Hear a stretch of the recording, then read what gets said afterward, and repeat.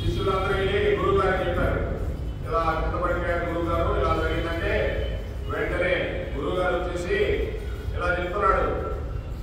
చెప్తున్నాడంటే మన గురుగారు భగవంతుడే మానవులుగా జంతువులుగా ఎన్నో రూపాలు ధరించాడని చెప్పారు కదా. భగవంతుడు మానవులుగా ఎన్నో జంతువులుగా ధరించాడండి. మత్స్య అవతారం, చేప అవతారం ధరించాడు, కూర్మ అవతారం, తాబేలు అవతారం. ఆయన అవసరం వచ్చినప్పుడు భగవంతుడు ధరిస్తాడు.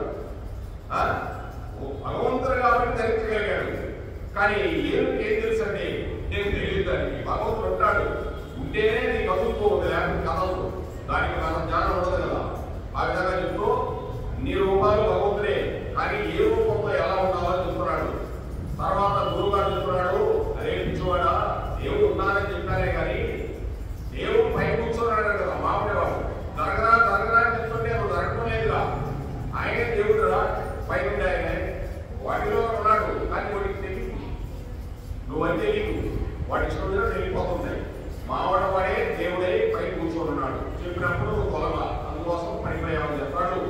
అందుకే శాస్త్రాల్లో నీరు నారాయణ యొక్క స్వరూపం అండి. నీరు నారాయణ స్వరూపం. నీరు లేదే నారాయణ లేదే నీరు లేదండి. అటువంటి నారాయణ స్వరూపం. కొన్ని నీళ్లు శుభ్రంగా ఉంటాయి, కొన్ని నీళ్లు పూజల వరకు వస్తాయి. మరి పూజారి గారు పవిత్రంగా తీసుకొస్తాడు. కొన్ని నీళ్లు పూజల వరకు వస్తాయి, కొన్ని నీళ్లు స్నానానికి వరకు వస్తాయి, కొన్ని నీళ్లు వచ్చి అడ్డు తోమడానికి, కొన్ని నీళ్లు వచ్చి గుడ్డలు శుభ్రం చేసడానికి, రకరకాల నీళ్లు. ఈ విధంగా నీళ్ళలో ఇన్ని రకాలు ఉంటాయి. కానీ ఏ పని ఇచ్చేది, ఏ నీళ్లు భగవంతుడు పెట్టాలో అవి పెడుతూ ఉంటారు. ఆ విధంగా భగవంతుడు పాపాత్ముల రూపంలో ఉంటాడు, పుణ్యాత్ముల రూపంలో ఉంటాడు, మంచి వాళ్ళలో ఉంటాడు, చెడ్డ వాళ్ళలో ఉంటాడు, ఇంకా అనేక రూపాల్లో ఉంటాడు. ఇందులో సందేహం లేదు నీకు అని శిష్యుడు చెప్తున్నాడు. అయితే చెడ్డవారితో, పాపాత్ములతో, దుష్టులతో సంబంధం పెట్టుకోకూడదు. ఇక్కడ నీకు చెప్తున్నాడండి, చెడ్డవారితో కానీ, పాపాత్ములతో కానీ, దుష్టులతో కానీ సంబంధం పెట్టుకోకూడదు. ఎవరైనా కావచ్చు, వాళ్ళతో మన సంబంధం పెట్టుకోకూడదని చెప్తున్నాడు. వారితో సన్నిహితంగా కూడా ఉండకూడదని చెప్తున్నాడు.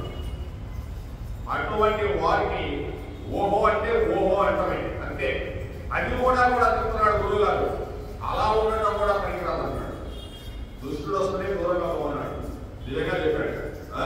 ఈ దాంట్లో అక్కడ కొట్లాట జరుగుతుంటే నేను ఓట్ల ఎలక్షన్ లో మనం ఏం చేయాలి, అక్కడ కొట్లాట జరుగుతుంది ఇలా వెళ్ళిపో. అందుకే పెద్దవాళ్ళు చెప్పారు, ఆ దారి ఎక్కడైనా కొట్లాట జరుగుతుంటే నువ్వు పోతావంటే మళ్ళీ దారి మార్చుకుని వెళ్ళిపో. లేకపోతే ఆ కొట్లాట నీ దెబ్బ తగలదు. నువ్వు మంచివాడివి, నువ్వు ఇలా ఎన్నిగా చూసుకుంటావు, ఆ రాయి వచ్చి నీకు అంటు నువ్వు దూరంగా ఉందని చెప్పాడు. కొట్లాటకి దూరం, భోజనానికి గుర్తుందా? అది బతికి ముందు వారికి వెనక, వారికే తగలట. ఈ విధంగా చెప్తున్నాడు. అటువంటి వారికి దూరంగా ఉండాలయా అని చెప్తున్నాడు. అంతేకాకుండా భగవంతుడు అన్ని జీవరాశుల్లో ఉన్నాడండి.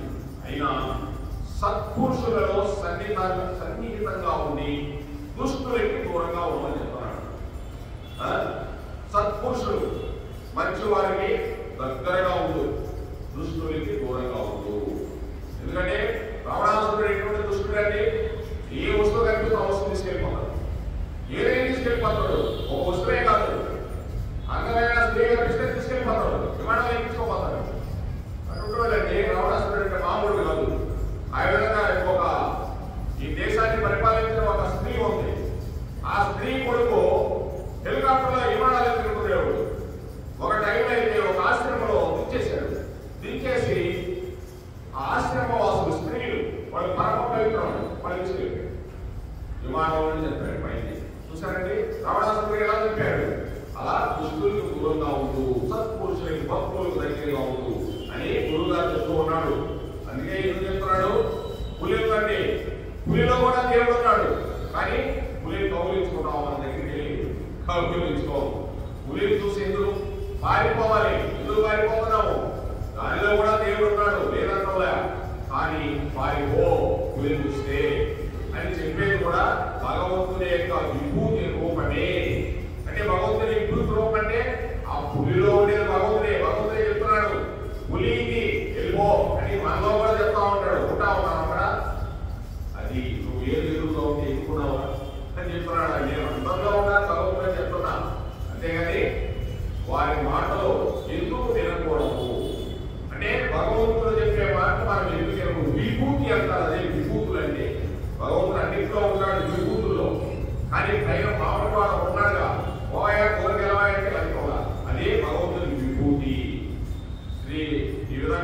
ఒక భక్తుడికి ఒక గురువు గారు చెప్తూ ఉన్నాడండి. అంటే దుర్మార్గులలో కన్నా సన్మార్గులలో బ్రహ్మ తేజస్సు ఎక్కువగా ఉంటుంది. దుర్మార్గుల కంటే సన్మార్గులో బ్రహ్మ తేజస్సు ఉంటుందండి. బాగా గుర్తుపెట్టుకోవాలని చాలా ఇంపార్టెంట్ ఇది. కాబట్టి మనం సన్మార్గులతో ఎక్కువ సాంగత్యం చేసి వారి మాటలు ఎక్కువ విలువాలి. ఈ రోజుల్లో ఏముందండి, దుర్మార్గులే బయట వస్తున్నారు, వాళ్ళ మాట విన్నామంటే నువ్వు వెళ్ళిపోతావు. రావణాసురుడు మరి మారీచుడు ఎంత మంచివాడయ్యాడు, మంచివాడైన భక్తించాడా? భక్తినివా.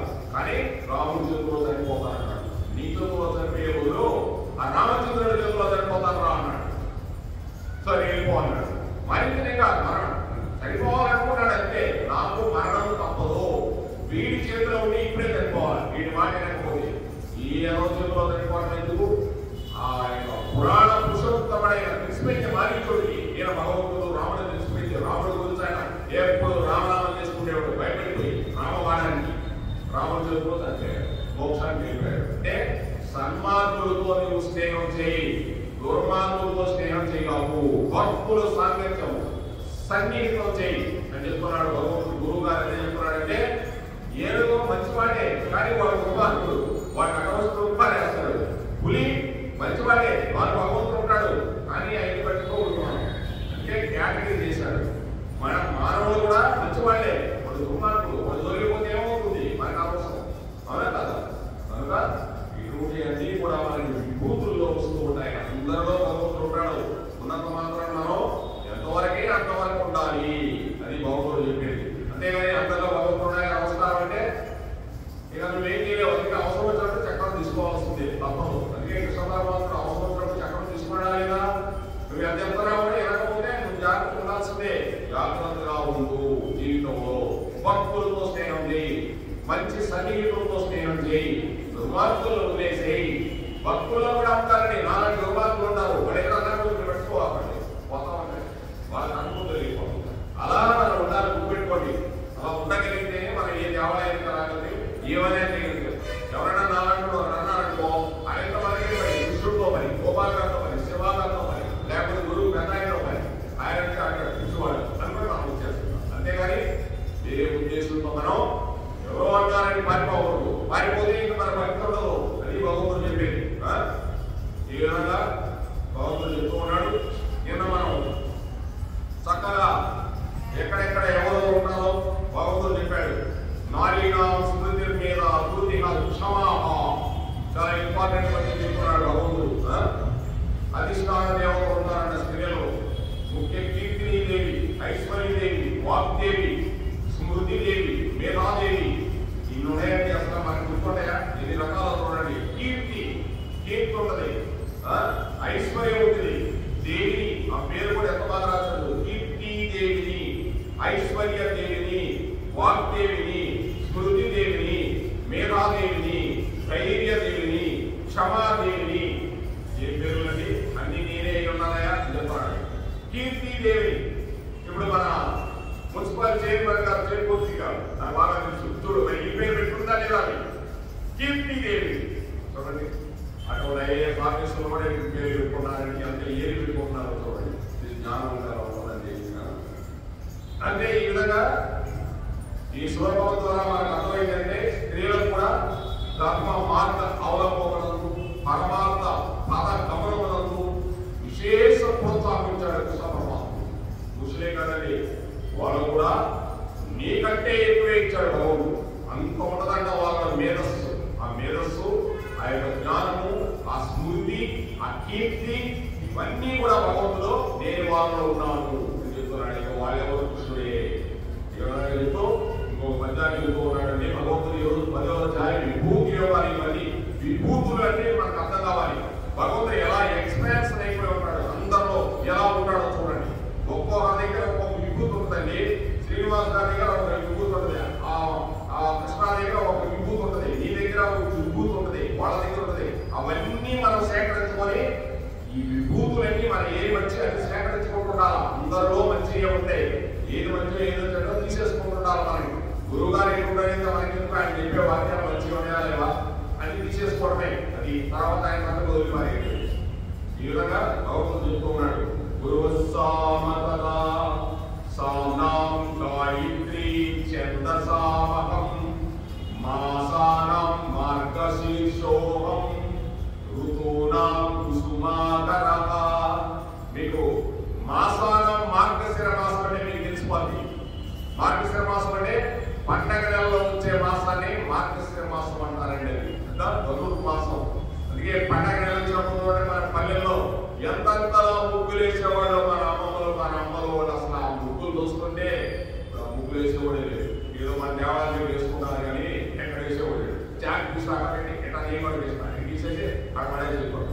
అసలు ఇంటిలో నెక్స్టేగా ముందు ఇంటిలో నెక్స్టేగా. అందుకే లక్ష్మీదేవత మార్గశిర మాసంలో ఖచ్చితంగా వస్తుందండి. బాగా గుర్తుపెట్టుకోవాలా, మార్గశిర మాసంలో ప్రతి ఇంటికి లక్ష్మీనారాయణ వస్తారంట. ఈ మాసంలో అయినా లేచి కాస్త ముగ్గులు వేసారా లేదా అని లక్ష్మీదేవి నారాయణ చేయబట్టుకొని వస్తుందంట. ఎందుకు లక్ష్మి అంటే పిల్లలు ఏమైనా ముగ్గేసారో చూద్దాం వాళ్ళు ఇంటికి పోదాం కాసేపు కూర్చోదాం అంటారంట.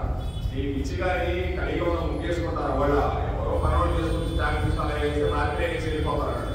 రాత్రి వేసి అలవాటు ఉన్నారు. రాత్రి వేసి అలవాటు ఉన్న వాళ్ళు ఏం చేస్తాం నిద్రపోతుంటారంట. సరిపోదాం పైన కూడా ఎవరో ఒక్కరని వేస్తారంట. పోయి చూస్తే కొందరు ఇళ్ళ ముందు ముగ్గులు వేసి ఉంటాయి. గొప్పలు పెట్టుంటారు, ఆవు పెడతారు, దానికి పూలు పెట్టుంటారు. చూసావా ఏమండి, అమ్మాయికి నేను చక్కగా వేసింది మీరు ఎవరు ఏమన్నామే 5 గంటలుగా వేసింది మన ఇంట్లో బాధ ఉంటుందంట. ఆ ఇంట్లో లక్ష్మీదేవి తాను వచ్చినట్టు. అందుకే గొప్పలు పెట్టుకోవాలి. 5 గంటలుగా వస్తారంట. 4:30కే ఎవరన్నా ముగ్గు వేస్తున్నారా లేదు. ముగ్గురు లక్ష్మీదేవి ఉంటుందండి. ముగ్గురు లక్ష్మీదేవి ఉంటుంది. అందుకోసం ఈ యొక్క మాసాన మార్గశిర మాసం చాలా గొప్పది చెప్తున్నాడు.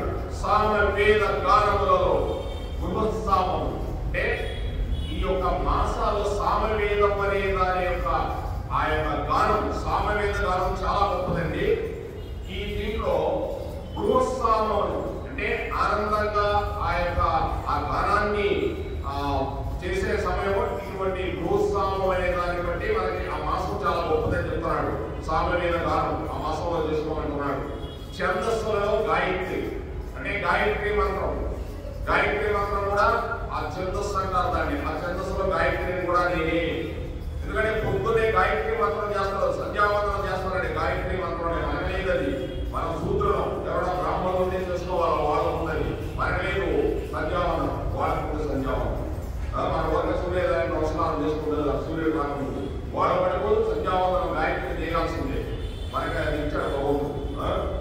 ఆ గాయత్రిని కూడా నేనే. ఆ గాయత్రి మంత్రాన్ని మాసములలో మార్గశిర మాసమును, ఋతువులలో వసంత ఋతువును.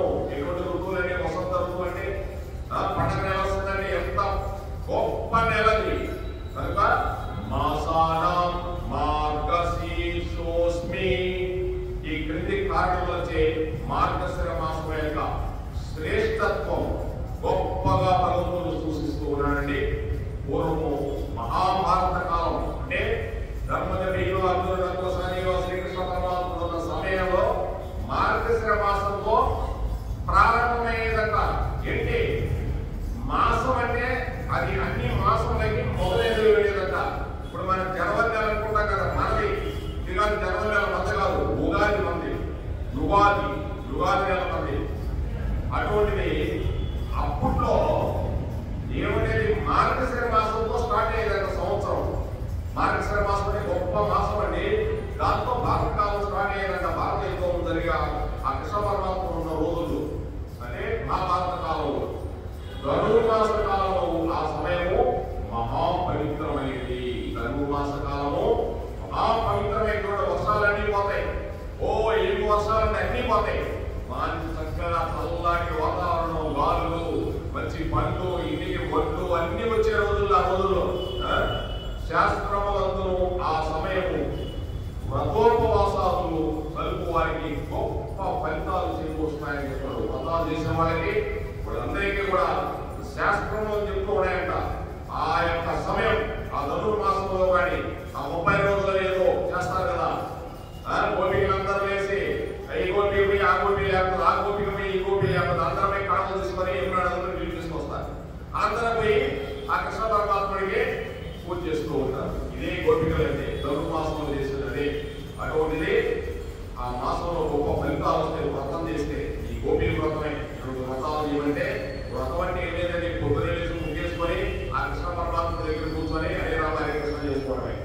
అంతకంటే ఏదో వ్రతాలంటే మనం ఏం తినకూడదు. నామస్మరణే ఇంత మించిన వ్రతం ఈ జగత్తులో ఏది లేదు. జనులకు కొత్త పంట వస్తుంది ఆ మాసంలో. గరుడు మాసం అంటే అటువంటి మాసం. అందరి యొక్క ధాన్యం పుష్కలంగా ఉండేదండి. బస్తాలు బస్తాలు ఉంటుండేది మన ఇళ్ళలో ఆ రోజుల్లో. పిచ్చుకలకు కూడా మంచి ఆ దొడ్లు కట్టేవాళ్ళం. అవి ఎంత చక్కగా తింటుండేవి ఆ పదాల్లో కూర్చొని. చూసారంటే మనోళ్ళందరినీ ప్రేమించారా లేదా? సర్వ జీవుల్ని ప్రేమించారండి. ఆ పెద్దవాళ్ళు సర్వ జీవుల్ని ప్రేమించారు కాబట్టి 100 ఏళ్ళు బ్రతికి అన్నము పెరుగు పచ్చడిగా పప్పు తినుకొని 100 ఏళ్ళు బ్రతికేవాళ్ళు. అటువంటి మాసం ఆ యొక్క గరుడు మాసం. వాల్మీకి రామాయణం కూడా మార్గశిర మాసం సంవత్సరములకు భూషణంగా వర్ణింపబడిందంట. అంటే వాల్మీకి రామాయణం, వాల్మీకి మహాకవి రామాయణం రాశాడు కదా, ఆయన కూడా ఈ మార్గశిర మాసాన్ని భూషణం కంటే ఒక బంగారు దండ ఎలా వేస్తావు భూషణం అంటే చెప్పలేదు, అటువంటిగా వర్ణించబడిందంట ఆయన ఈ మార్గశిర మాసాన్ని. అది గొప్ప మాసం అండి. చూడండి, మొట్టమొదటి ఏమొస్తుంది మనకి? కృష్ణ పరమాత్ముడే. ఆయన యొక్క ఏది కృష్ణ జన్మాష్టమి వస్తుంది. మొట్టమొదటి పండగ మనకి కృష్ణుడిదే వచ్చేది. ఆ పండగ అయిన తర్వాత ఎవరికి వస్తుందండి? తండ్రి గారి పండగ అయిన తర్వాత కృష్ణుడి యొక్క మేనలు ఎవరండి? వెంకటేశ్వర స్వామి, మన బావగారు, పెద్ద బావగారు. నెక్స్ట్ ఆయన పండుగ వస్తుంది వినాయక చవితి. అప్పటికి కృష్ణ అష్టానికి నిజంగా వర్షాలు కుంభ వృష్టి కురుస్తూ ఆగస్టు నెలలో. ఎప్పుడప్పుడే వస్తుంది. ఎటువంటి వర్షాలు వస్తాయి తెలుసా? ఇక తర్వాత గడ్డి గిడ్డి అన్ని పెరిగిపోతుంటాయి. అందుకే గడ్డి గిడ్డి అన్ని తీసుకురావాలి. మన చంద్రబాబు గారిని ఎక్కడెక్కడ పిలిచి రాలేదు, ఏదైనా తీసుకురా తీసుకేసుకుంటాడు ఆయన. ఏం పర్లేదు, ఏదైనా తీసుకురా అంటాడు. ఎందుకంటే వాళ్ళ మామగారు వర్షాలు కురిపించాడుగా, అందుకోసం ఆ వర్షం ఎంత ఆనందం అయింది, గడి కూడా తీసుకురామంటాడు. ఆయన అయిన తర్వాత ఎవరు వస్తుందండి? మన మేనత్త దుర్గామాత పండుగ వస్తుంది. దుర్గాదేవి ఎవరు? కృష్ణుడు యొక్క సహోదరి. పండుగలు ఎలా వస్తాయో ఆ తల్లిగారు అయిన తర్వాత ఎవరు వస్తుంది?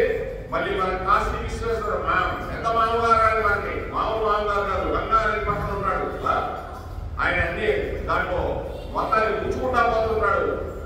ఎన్ని ఘాట్లు ఉన్నాయో, హరిచంద్ర ఘాటని, మణికరణ ఘాటని, ఇవన్నీ తగలేస్తా ఉంటాడు అక్కడ మన మామగారు. చూసారంటే ఆశ్చర్యం. అక్కడ కొంచెం వైద్యానికి కనిపిస్తుంది ఈ గుడి కోసమా అని. కొన్ని అయితే కాలకుండానే ఆ నీళ్ళలో పోసేస్తా ఉంటారు, వెళ్ళిపోతా ఉంటాయి. ఎంత తిరిగిందో ఏ శరీరం, ఏమేం తిరిగిందో ఓసాడు పడేస్తుంటాడు. కాలితే కాలంలో లేకపోతే కాలంలో పడేరా అనుకుంటాడు. సరే, మనకి ఎంత బాగా అనుకున్నాడు. ఆయన పండుగ వస్తుంది కార్తీక మాసం అని. అందరు అయిపోయిన తర్వాత మళ్ళీ ఏమిటి వస్తుంది? మళ్ళీ మన తండ్రి గారికి వస్తుంది గరుడు మాసం అని వస్తుంది. చూసారండి పండుగలు ఎలా వస్తాయి అంటే ఇవన్నీ కూడా వరుసగా వస్తూ ఉంటాయి. భగవంతుడు రెండింటికి మూలకాలు కూడా కృష్ణ పరమాత్ముడే. నారాయణుడు ఆయన సామాన్యుడు కాదు, శ్రీకృష్ణుడు. మనకు వాల్మీకి రామాయణం కూడా ఈ మార్గశిర మాసం గురించి. అందుకే భగవంతుడు చెప్తున్నాడు, ఇక్కడ మనం చెప్పింది కాదు.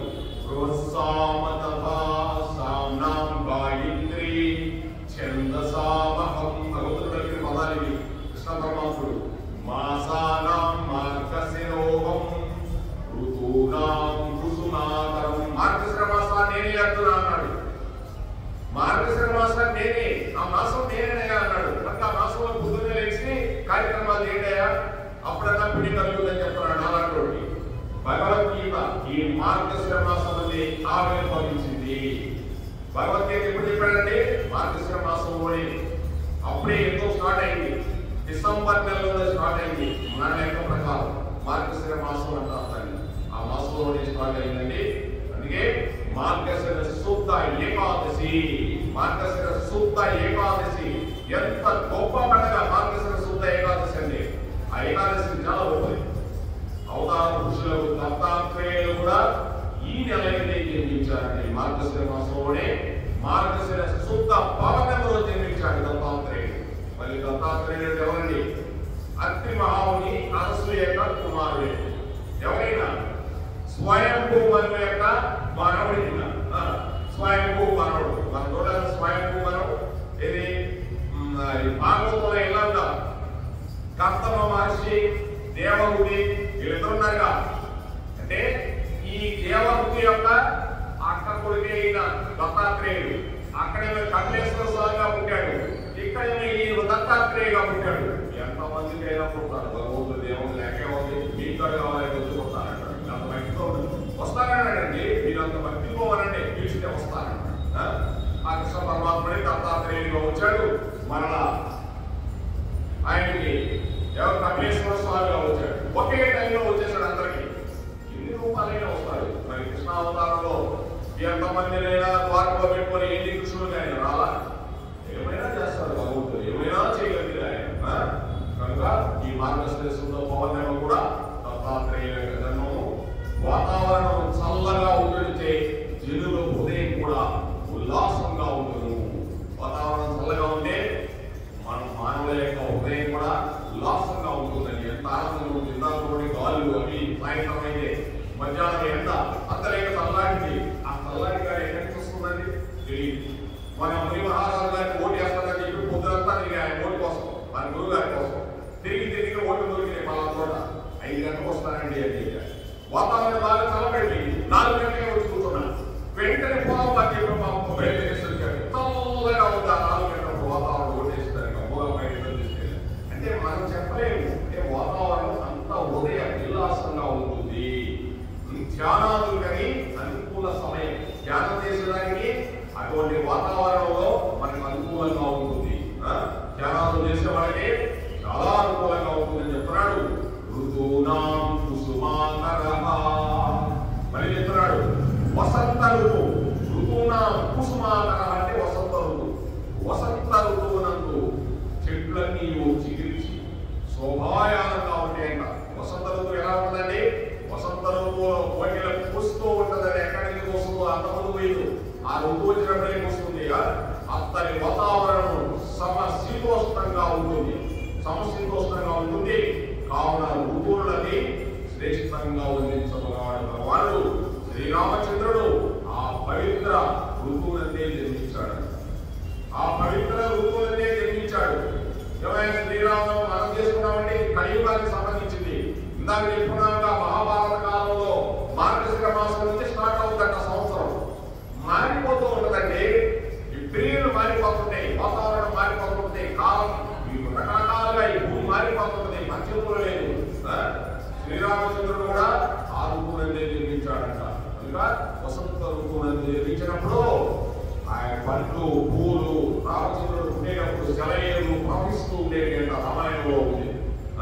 ఆ విధంగా ఈ వసంత ఋతువు, ఈ మార్గశిర మాసం చాలా గొప్పదైన భగవద్గీతతో మాసే మార్గశిరే నేనే ఆ మాసాన్ని ఎన్నాలయా చెప్తున్నాడు. అందుకే కదా గోపికలు ఎంత చక్కగా చేసుకుంటారు ఆ కార్యక్రమాలు. ఆ మాసంలో చూడండి, ఏదేదో చదువుకుంటారు, ఏదేదో చదువుకుంటాడు. ఇంకా గోపికలంతా ఎవరు?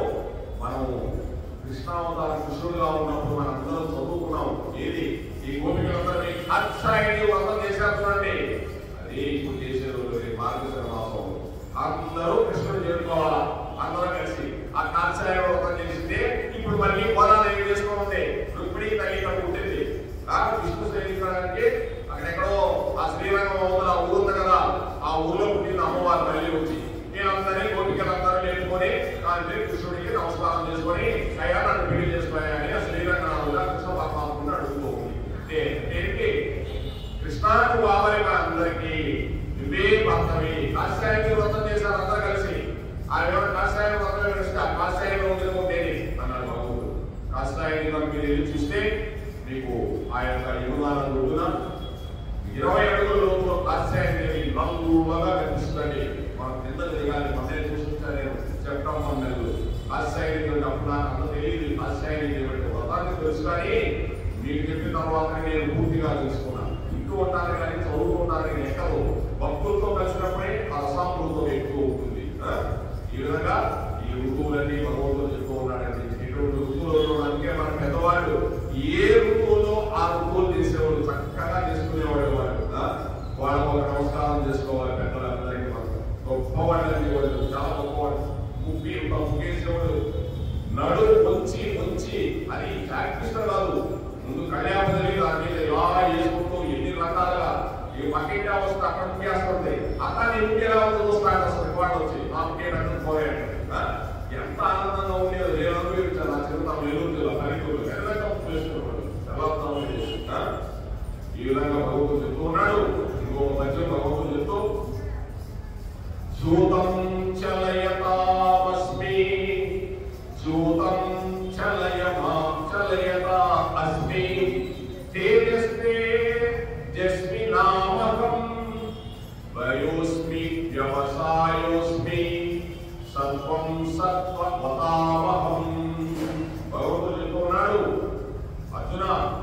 పంచక వ్యాపారంలో వంచక వ్యాపారంలో నేను దూరమును, వంచిస్తున్నట్టు దూరం.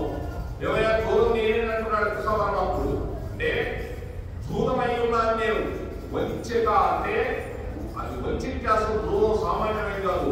నీ దగ్గర కొత్త పడుతాము, మళ్ళీ నీ దగ్గర పడితే మొత్తం తీసుకునే వాళ్ళకే జరుగుతుంది, అందరికి లేకుండా చేస్తుంది. వంచకం అంటారు దాన్ని. అటువంటి వంచక వ్యాపారాల్లో నేను దూరమై ఉన్నాను. మరియు నేను తేజోవంతులలో తేజస్సులై ఉన్నాను. తేజోవంతులు అంటే చెప్తారు దానికి ప్రభావం, గొప్ప ప్రభావం గల వాళ్ళు నేనే ఆ ప్రభావాన్ని అంచున్నాను. జయించు వారిలో జయాన్ని. అంటే జయించడం అంటే ప్రయత్నం చేయాలి, అదే ప్రయత్నశీలుడు. జయించడం అంటే జయించడం కాదండి, ప్రయత్నం చేస్తే ఏదైనా జయించుతావు. అటువంటి ప్రయత్నశీలులో నేనే అయి ఉన్నాను.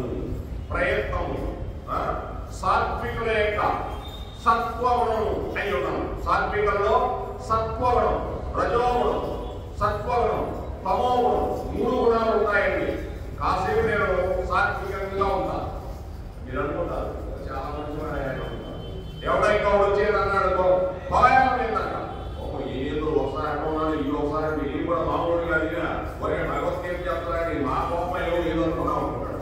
కాసేపు అయిన తర్వాత అర్థం తీసుకొని బయటకు వెళ్తాం.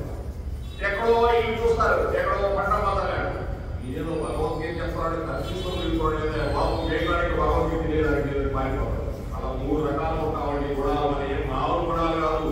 సత్వగుణము, కాసేపు సత్వగుణంలో ఉంటాడు మంచిగా ఉన్నట్టు, కాసేపు వెంటనే రజోగుణానికి వెళ్ళిపోతాడు. నా అంతలో లేడు రా అంటాడు.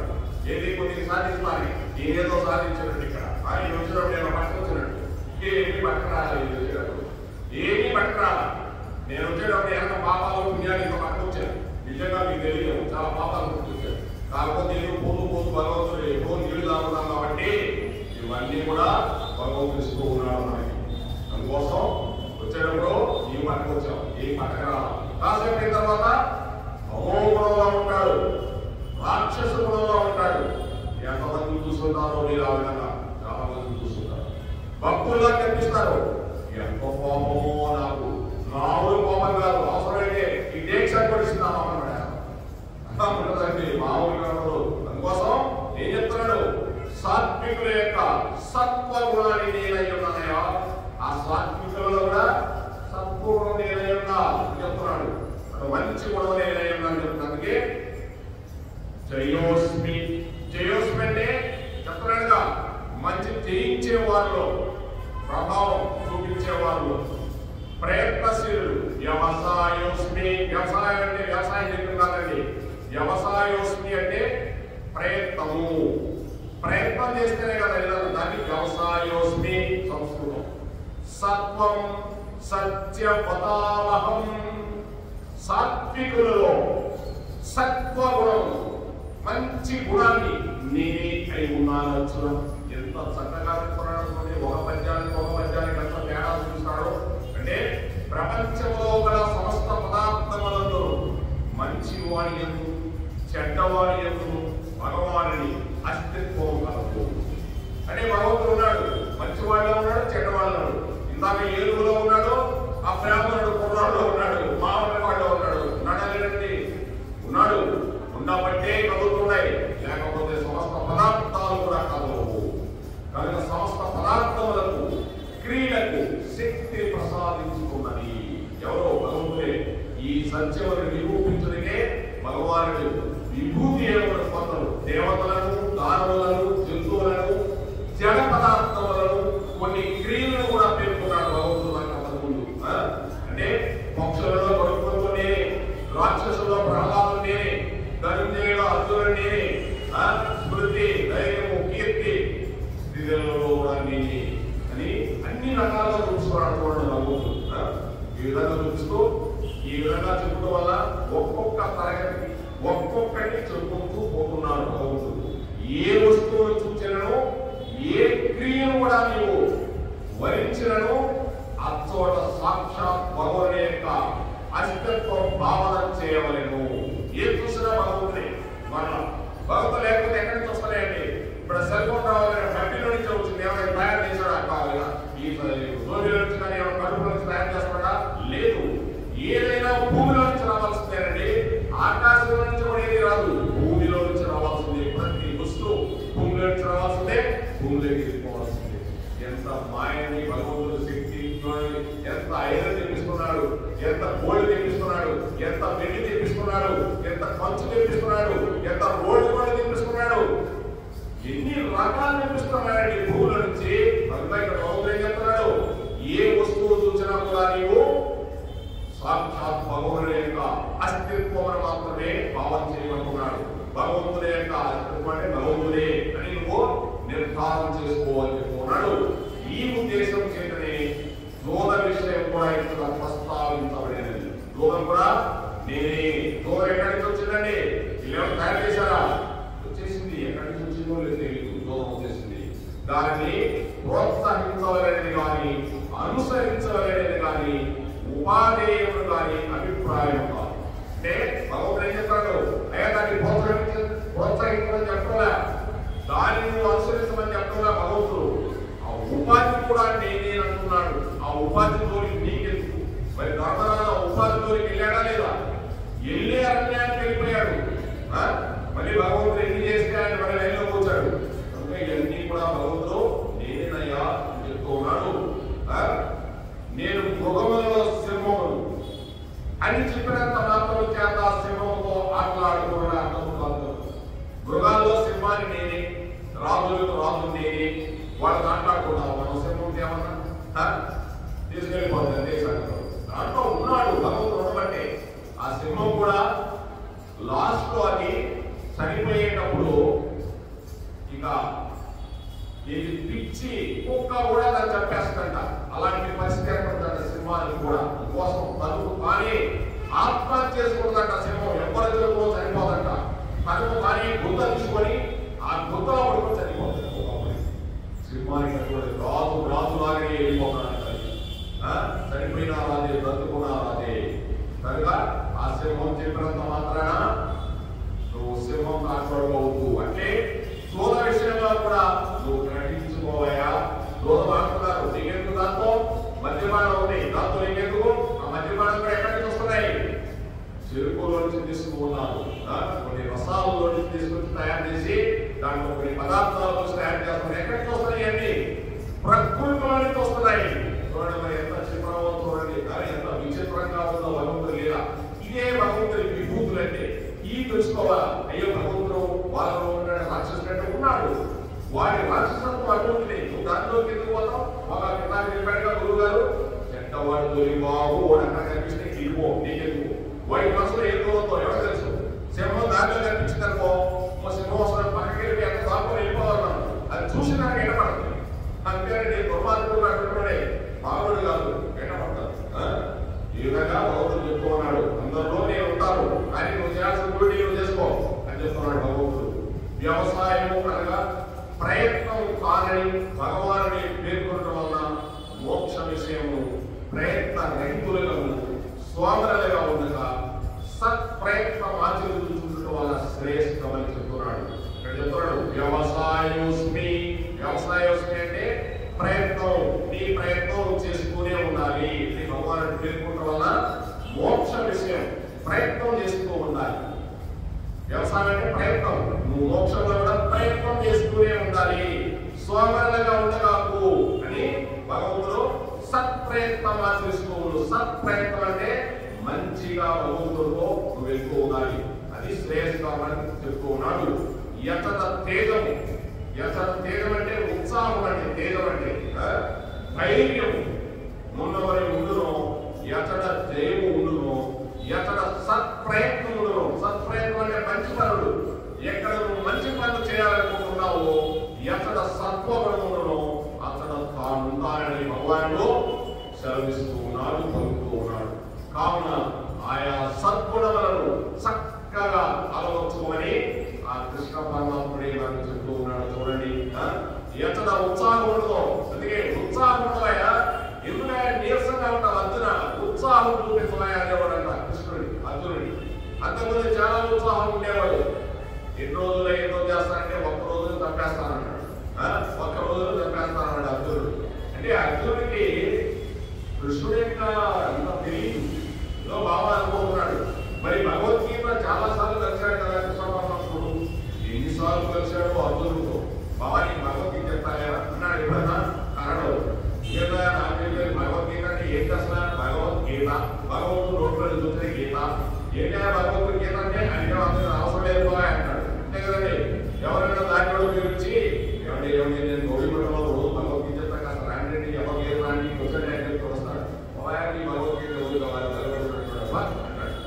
ఆ సమయం వచ్చినప్పుడు వైరాగ్యం వచ్చినప్పుడు వాడినే కూడా వస్తాడు. ఎందుకుంటూ వస్తాడు కదా. ఇంకా చిన్న పిల్లల గురించి చిన్న పిల్లల నుంచి చెప్తూ ఉన్నారు మంచి మాటలు. అది చెప్తూ చెప్తూ చెప్తూ ఇలా లైన్ లో తీసుకురావాలి. ఒకటేసారి కూర్చోబెట్టి భగవద్గీత చెప్తానంటే వాడు వెళ్ళడు. వాడు ఎక్కింటాడండి. ఇంకా పని పడలేదు రోజు భగవద్గీత చిన్నగా వాడికి మంచి మాట చెప్తూ చెప్తూ చెప్తూ అంటే అమ్మ బావయ్యమ్మ ఈ మాట చెప్పుకోమని దేవుడికి చెప్పుకోమంటాడు. 10 నిమిషాలు చెప్ప వదిలేయడం తిరగతాను. మళ్ళీ రేపు వస్తాను 10 నిమిషాలు చెప్ప వదిలేయడం. ఓడా రుచి మరికి అమ్మ ఇంకో 10 నిమిషాలు చెప్పమన్నాడు బాగున్నాడు. ఏంటంటే ఆ విధంగా అర్జునుడికి కూడా ఆ వైరాగ్యం వచ్చింది కాబట్టి సర్కిల్ పడిపోయాడు కాబట్టి ఆ సమయంలో భగవంతుడు చెప్పాడు కాబట్టి బాగా ఎదుగుతుంది. భక్తిలోనే తీసుకొచ్చి భక్తి చూపిస్తానికి కూడా వింటాడా భక్తులు దేవుడు పోయా నేను అడిగి నాకు వేసుకొని వెళ్ళిపోతాను హ్యాపీగా భక్తి అంటారు. అంటే ఈ మాట ఏం చేస్తాం? ఎన్ని జన్మలు చూస్తే భక్తి వస్తుంది కృష్ణభక్తి అనే మాట రానే రాదు. ఒక భగవద్గీత ఒక పదం వింటా చాలు కొన్ని కోట్ల కోట్ల జన్మల పాపకర్మ నశించిపోతాయని పద్మ పురాణంలో చెప్పుకున్నాడండి. లక్ష్మీనారాయణుడు లక్ష్మీదేవి చెప్తుంటే నారాయణుడు భగవద్గీత కింద కైలాసంలో పరమేశ్వరుడిని పార్వతికి చెప్తున్నాడు భగవద్గీత. ఆయన చెప్తుంటే ఈ నేను చెప్తున్నాడు. భగవద్గీత అంత గొప్పది పార్వతి సామాన్యమైంది కాదు చెప్తున్నాడండి. పద్మ పురాణంలో విశేషం. భగవద్గీత వినాలన్న సామాన్య విషయం కాదండి. ఒకప్పుడు ఇద్దరు భార్యాభర్తలు ఉండేవాళ్ళు. భార్యాభర్తలు ఉంటే వాళ్ళిద్దరు బాగా వేసుకుంటూ ఉండేవాళ్ళు.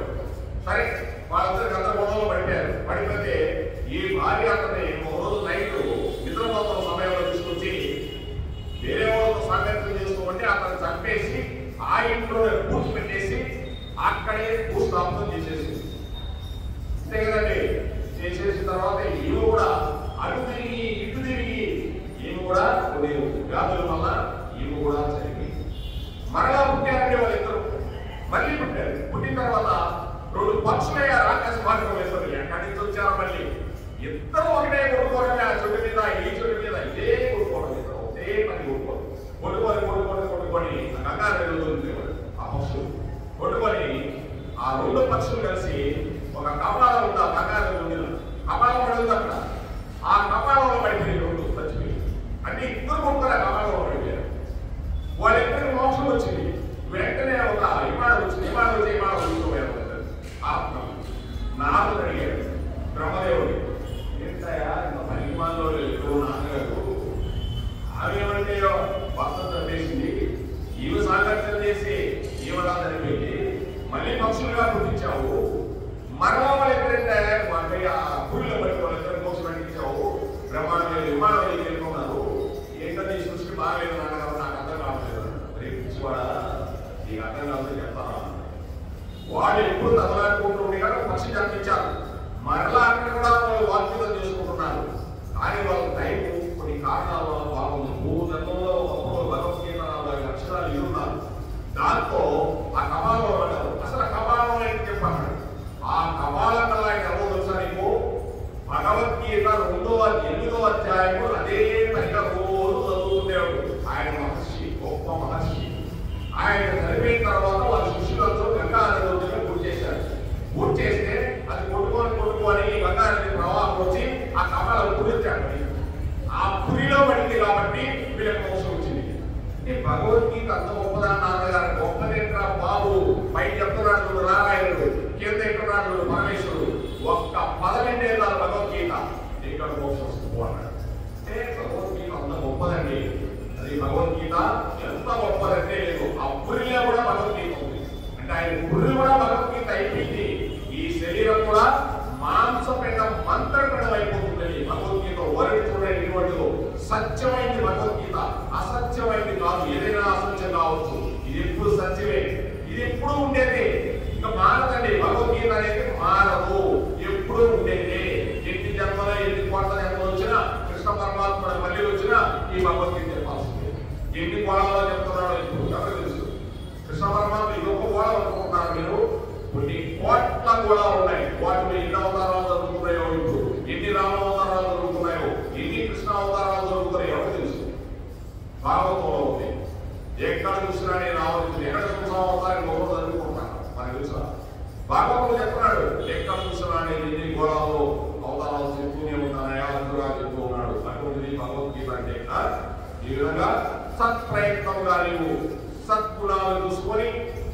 భగవానుని భగవానుడి యొక్క ఆ భగవంతుని యొక్క ఆ మోక్షాన్ని నువ్వు ప్రయత్నపూర్వకంగా నీకై నువ్వే చూసుకోవాలని చెప్తున్నాడు. ఎక్కడ దేవుడుందో ఎక్కడ సత్ప్రయత్నం ఉండాలని ప్రయత్నం ఏది లేదు. ప్రయత్నం చేయాల్సిందే. నీకు భక్తి రావాలంటే నువ్వు చేసుకోవాల్సిందే. అంతే, దాని గురించి వేరే మాటే లేదండి. భక్తి నీకు రావాలంటే నువ్వే చేసుకోవాలి. ఎక్కడ సత్వం ఉంటుందో అక్కడ నేనుంటాను అర్జున. ఎక్కడ నేను ఉంటానయా, ఎక్కడ ఉంటా అంటే ఈ గుడిలోనే ఉంటానని కాదు, నీలో ఈ గుణాలు ఉంటే నీలోనే ఉన్నాడు, నీలోనే ఉంటాను. మరి ఇంత సింహంగా లేరు, ఏరుగులు లేరు, ఉన్నాయి. వాటి సత్ప్రవర్తన ఉండదు. వాటికి ఏం తెలుసు? వాటి జన్మ ఉపాధి అటువంటిది. పోతుంది. దానికి ఏం తెలుసు? నువ్వు బాగా నవ్వేసి అనేస్తే అది తింటదంటే ఎగిరి చేసినా ఇది అనుకో, దాన్ని తెలుసు ఏదైనా తినేస్తుంది. అదే మనకు ఒక్కడికి ఏమవుతుంది? జ్ఞానం. భగవంతుడు ఇచ్చిన ఈ మానవ ఉపాధి ఒక్కటే ఉందండి, ఇంకా ఏ ఉపాధికి లేదు, ఇంత జ్ఞానం లేదు. అందుకే ఏది చేయాలన్నా నువ్వు మానవ జన్మలో చేయాల్సిందే. నువ్వు మోక్షం కావాలన్నా మానవ జన్మలో, నువ్వు దానం చేయాలన్నా మానవ జన్మలో, ఏ సేవ చేయాలన్నా మానవ జన్మే. ఇంతకంటే గొప్ప ఉపాధి జన్మ ఇంకొకటి లేదు అర్జున. కనుక నువ్వు భగవద్గీత వినాలన్నా మానవ జన్మే, భగవద్గీత చెప్పాలన్నా మానవ జన్మే. ఇటువంటి భగవద్గీతని చక్కగా మనం వినాలండి. ఏదన్నా ఒక శ్లోకమైన రోజు చదువుకున్నా చాలు, ఒక పదం చదువుకున్నా చాలు. పరిత్రాణాయ సాధునాం, రోజు అదే చదువు. పరిత్రాణాయ సాధునాం చిన్నది ఉద్ధరించేస్తుందంటే ఉద్ధరించాలని ఒక ఆయన ఉద్ధరించిన భగవద్గీతలో ఆయన ఏమీ చదువులా, పండితుడేమో బ్రహ్మాండానికి చెప్తున్నాడు, ఈయనేమో ఏడుస్తున్నాడు. ఇక్కడ కూర్చొని శ్రీనివాస్ గారు ఎందుకయ్యా ఏడుస్తున్నావని ఇక్కడ కూర్చున్నాడు అన్నాడు. ఏమి లేదండి, కృష్ణ పరమాత్ముడు అర్జునుడు కనిపిస్తున్నారు, ఆ యొక్క భగవద్గీత మొత్తం చూస్తున్నారు అన్నాడు. నేను ఇక్కడ భగవద్గీత ఉండాలి అని చెప్పండి, మొత్తం కనిపించిందంటే ఆయన కాన్సన్ట్రేషన్ అంటే ఏమైనా లేదు, ఆయన చదువురాదు ఏం కాదు, కానీ భగవద్గీత మీద ఉంది. ఆయన కృష్ణుడు కనిపిస్తున్నాడు, అర్జునుడు కనిపిస్తున్నాడు.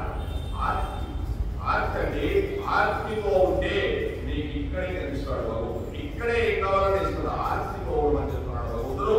కృష్ణీనాం వాసుదేవోస్మి పాండవానాం ధనంజయః మునినామప్యహం వ్యాసః కవీనా ముస్నా కవిః.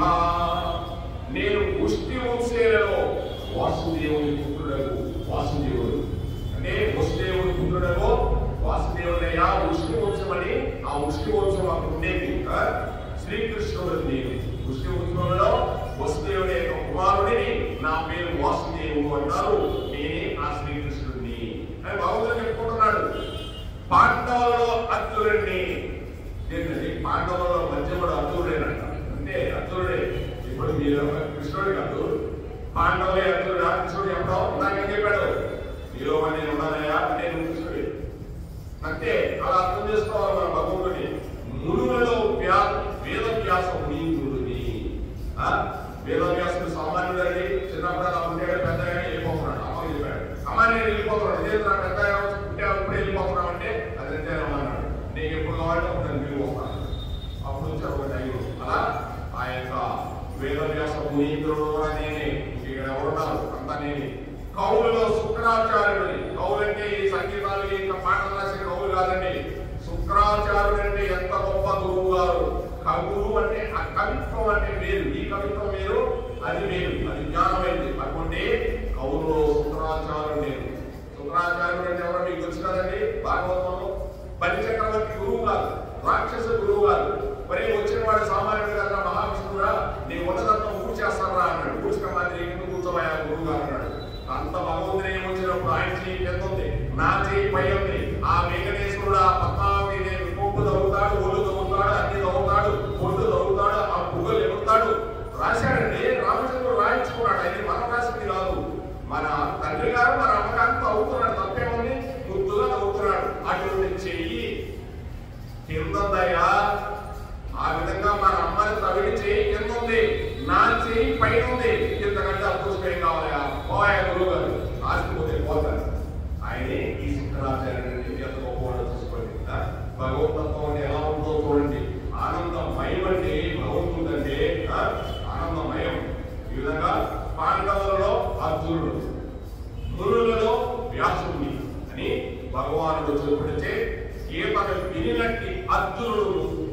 సూచించినట్టు వ్యాసుడు ఇరువురు సాక్షాత్ భగవత్ స్వరూపులే స్పష్టమవుతున్నది. దీన్ని ఎవరండి?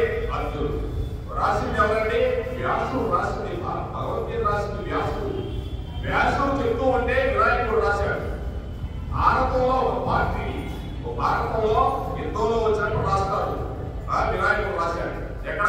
హిమాలయాల్లో బద్రీ క్షేత్రంలో వ్యాసాశ్రమంలో ఇప్పటికి కూడా అక్కడ కూర్చొని రాశాడు. నేను ఎంత స్పీడ్గా చెప్తానో అంత స్పీడ్గా రాస్తావు అన్నాడు.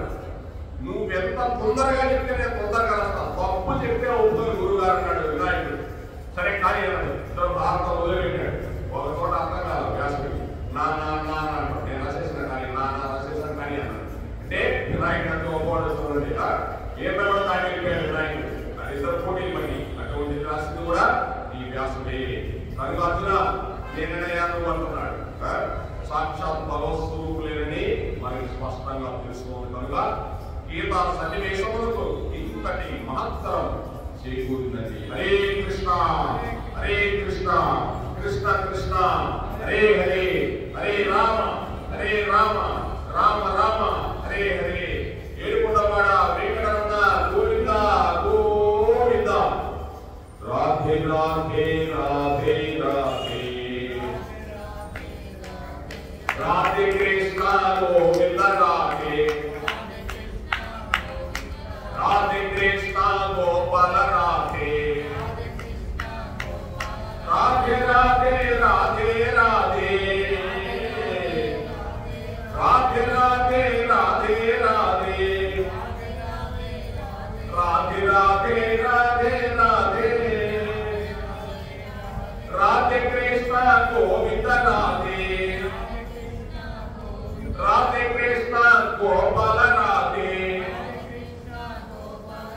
జై రాధా కృష్ణ గోవింద కి, రాధా శ్యామ్ గోవింద కి. పాండురంగ విఠల పండరినాథ విఠల. జై పాండురంగ విఠల పండరినాథ విఠల. పాండురంగ విఠల పండరినాథ విఠల. పాండురంగ పండరినాథ పాండురంగ పండరినాథ. రుక్మిణి విఠల సత్యభామ విఠల పుండరి విఠల పండరి విఠల గోవింద విఠల శ్రీనివాస విఠల గోపాల విఠల గోవింద విఠల. జై పండరి గోవింద గోవింద. జై రుక్మిణి విఠల గోవింద గోవింద. జై పుండరీకాక్ష విఠల గోవింద గోవింద. ఈ యొక్క పాండురంగులు ఆ కృష్ణ పరమాత్ముడు తల్లిదండ్రుల భావన క్షేత్రం అంటే ఆ పుండరీకాక్ష అడుగుతాడు. ఏ వరం కావాలైనా అంటే ఎందుకు స్వామి ఇంకా బయలుదేరేస్తాం నాన్నగారు అన్నాడు. నీకు ఏదో వరణితో వచ్చారా అన్నాడు. ఏదో వరము వద్దు, ఇది తల్లిదండ్రుల భావన క్షేత్రం అన్నాడు. తదాస్తు అన్నాడు. అందుకే ఆ యొక్క పండరైపోయి రావాలి ఖచ్చితంగా భగవంతుని దర్శనం ఇక్కడే పండరీనాథుడుగా అనుకోకూడదు. ఎందుకంటే పోలేకపోతే ఇక్కడే పాండురంగా ఉండేతారంట.